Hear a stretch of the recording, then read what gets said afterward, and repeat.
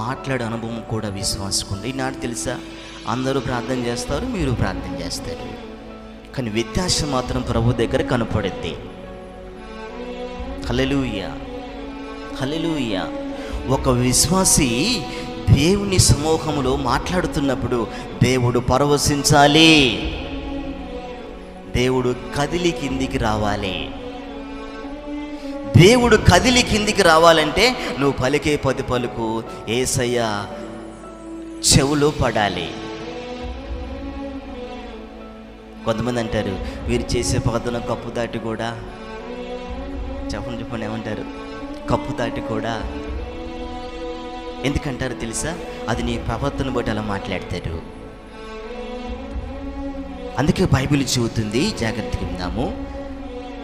దేవునితో మాట్లాడకోరినప్పుడు నీకు వాదులాడే, అంటే దేవునితో వాదులాడ చేసే అనుభవం కూడా నిన్న కొట్లాడటం కాదు, నీ పదాలకు యేసయ్య కరిగిపోవాలి.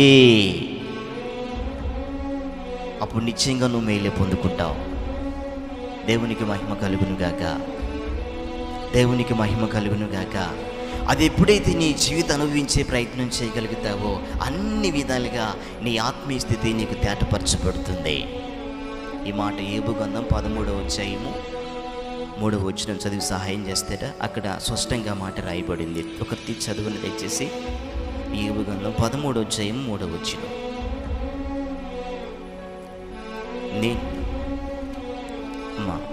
యోబు గ్రంథం 13వ అధ్యాయము 3వ వచనం. నేను సర్వశక్తుడకు దేవునితో మాట్లాడగోరుచున్నాను, దేవునితోనే వాదింపగోరుతున్నాను. చాలింగా సర్వశక్తుడకు దేవునితో మాట్లాడే విధానం కూడా తెలియాలి. అందరిలాగా నువ్వు ప్రార్థన చేస్తే ప్రభు దగ్గర ప్రార్థన పోదు. నువ్వు పిలిచి పలుకులకు యేసయ్య పరవశించాలండి. స్తోత్రం కలుగునుగాక.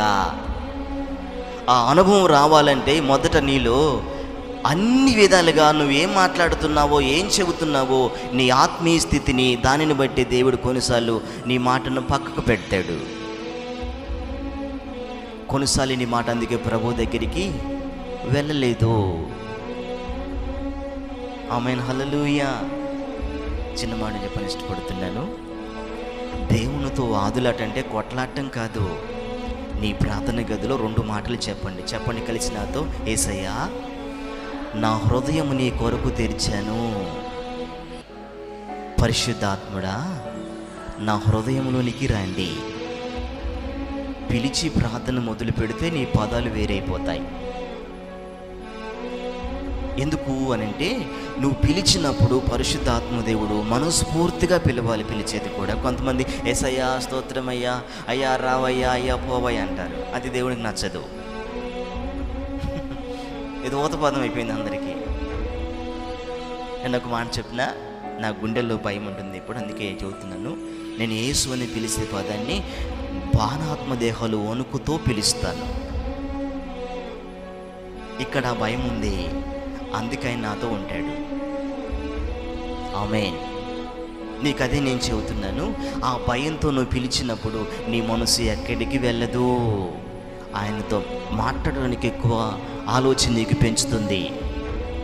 ఆయన శక్తిని బట్టి నీ బలాన్ని మాత్రం కాదు. ఆమేన్, హల్లెలూయా. కొంత